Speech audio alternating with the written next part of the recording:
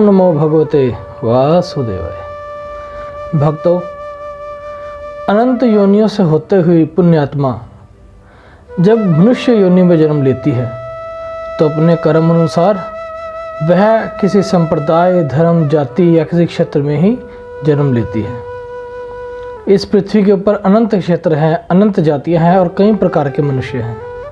और जब मनुष्य किसी योनि में जन्म लेता है तो उस जन्म के साथ उसकी पहचान मिलती है, एक धर्म मिलता है, एक संप्रदाय मिलता है। और हर धर्म संप्रदाय की अपनी संस्कृति होती है, अपना रहन सहन होता है, अपनी नीति होती है, अपनी रणनीति होती है। और सबसे ज़्यादा जो चीज़ भिन्न होती है भक्तों, वो होती है वहाँ की भाषा। आइए हम भाषा की बात करते हैं और जानते हैं कि ईश्वर की कौन सी भाषा है। ओम नमो भगवते वासुदेवाय। देखिए, एक सत्य तो पूर्णतया अनंत है कि ईश्वर एक है। सभी लोग उसको अलग अलग रूप में, अलग अलग नामों से पूजा करते हैं। कहीं अल्लाह कहते हैं, कहीं ईशु कहते हैं, कहीं कुछ कहते हैं कि कुछ कहते हैं, लेकिन मूलतः ईश्वर एक है। यह सनातन धर्म की पहचान है और यह मनुष्य की भी पहचान है भक्तों। अब ईश्वर एक है, लेकिन वो हम सभी के तरीके से मिलता है। जो जिस भाषा में उससे बात करना चाहे, ईश्वर उसकी उसी भाषा में सुनता है।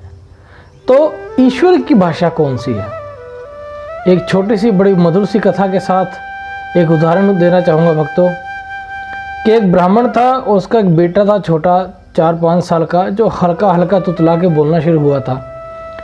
अपने नित्यपति क्रिया के अनुसार ब्राह्मण हर सुबह मंदिर के अंदर आरती करने जाता था। खड़े होकर ब्राह्मण मंत्रोच्चारण करता था और उसका बेटा उसके पास खड़ा होकर आंखें बंद कर अपनी ही तोतली जुबान में कुछ ना कुछ बोलता था। ब्राह्मण अपने बेटे को देखता और मुस्कुराता। एक दिन ब्राह्मण ने अपने बेटे को बोला कि बेटा, तुम्हें तो मैंने मंत्र सिखाया ही नहीं है, तुम्हें तो संस्कृत भी नहीं आती, तुम ईश्वर से कैसी बातें करते हो, तुम क्या बोलते हो? तो बच्चा बोला कि पिताश्री, मुझे संस्कृत नहीं आती, मुझे मंत्रोच्चारण नहीं आता, और सच कहूँ तो मुझे तो सही तरीके से बोलना भी नहीं आता। मैं बस जो मेरे मन में आता है वैसे ही भगवान से अपनी ही भाषा में आपके, मेरे, अपने परिवार के लिए, जन समुदाय के लिए सुख और समृद्धि की कामना करता हूँ।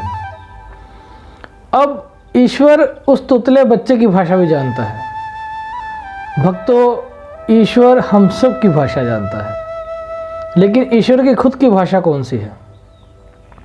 क्या ईश्वर पंजाबी बोलते हैं, हरियाणवी बोलते हैं, तमिल बोलते हैं, तेलुगु बोलते हैं, मराठी बोलते हैं, इंग्लिश बोलते हैं, अरबी बोलते हैं, उर्दू बोलते हैं, ग्रीक बोलते हैं, क्या बोलते हैं? अगर उनके द्वारा लिखे हुए धर्म ग्रंथों को बोला जाए तो अलग अलग लोगों ने अपनी ही भाषा में उन धर्म ग्रंथों को लिखा हुआ है। तो ईश्वर की भाषा कौन सी है? भक्तों, ईश्वर सिर्फ उसका ही नहीं है जो बोल सकता है। ईश्वर तो सबका है। ईश्वर उसका भी है जो नहीं बोल सकता। और बोलने की जो क्षमता है वह सिर्फ मनुष्य के पास है, लेकिन बाकी जो है अन्य योनियों का क्या? सांप बोल नहीं सकता, वो फुफकारता है। चिड़िया चहचहाती है। जानवर जो होते हैं वो अपने भाषा के अंदर अपने तरीके से आवाज़ें निकालते हैं, लेकिन ईश्वर उन सब की भाषा सुनते हैं। जब एक दर्द के अंदर समुद्र में फंसा हुआ एक छोटी सी मछली, जिसके पीछे व्हेल मछली पड़ी होती है, वो पुकारती है ईश्वर को, तो ईश्वर वहाँ भी उसकी रक्षा करने आते हैं। समुद्र से दूर धरती के अंदर हजारों मील नीचे एक छोटा सा केंचुआ भी जब कष्ट में होता है तो ईश्वर वहाँ भी उसको भोजन का प्रबंध करते हैं, उसके जीवन का प्रबंध करते हैं। तो ईश्वर कैसे उन सबकी भाषा जानते हैं? ईश्वर कैसे जानते हैं कि वो क्या कहना चाहते हैं? वो तो बोल भी नहीं सकते। तो ईश्वर की भाषा कौन सी है? भक्तों, ईश्वर जिस भाषा को जानते हैं वो है भाव की भाषा। मेरे प्रभु सिर्फ भाव सोचते हैं, उन्हें किसी भाषा से मतलब नहीं है। वो उनके भी हैं जो बोलना भी नहीं जानते, वो उनके भी हैं जो बोलते भी हैं। वो किसी भाषा के ऊपर निर्भर नहीं है, वह केवल और केवल आपके भाव को समझते हैं। और देखा जाए तो होना भी यही चाहिए, क्योंकि इस भाषा ने तो लोगों को अलग ही किया है। लेकिन अगर आप भाव में जाएंगे तो वह समस्त जीवों के एक जैसे हैं। एक हिंदुस्तानी भी खुशी के अंदर मुस्कुरा देता है, और 7 समुद्र पार कोई अंग्रेज भी मुस्कुराहट खुशी में बिखेरता है।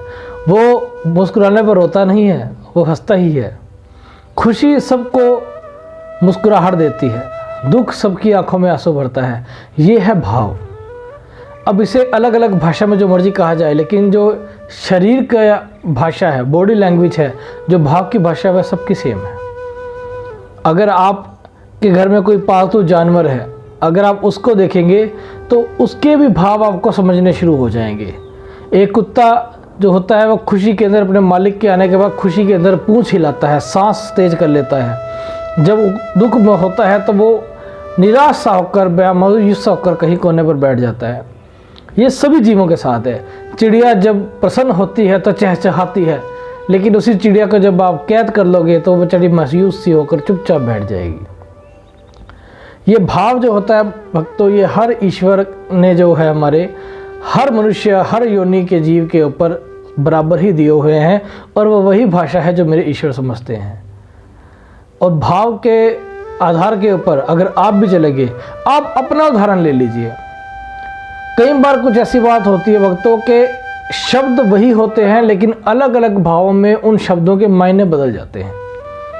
कई बार ऐसा होता है किसी व्यक्ति विशेष के बारे में आप किन्हीं खास शब्दों का चयन करते हुए उसकी तारीफ करते हैं, लेकिन कोई व्यक्ति उन्हीं शब्दों को तोड़ मरोड़ कर, उसके अपमानित भाव को जोड़कर उसके आगे पेश कर देता है कि आपने उस मनुष्य की अपमान किया है या मजाक उड़ाया है। शब्द वही हैं, आपने प्रशंसात्मक तरीके से पेश किए, लेकिन सामने वाले ने उसको उपहास के तरीके से पेश किया, अपमानजनक तरीके से पेश किया।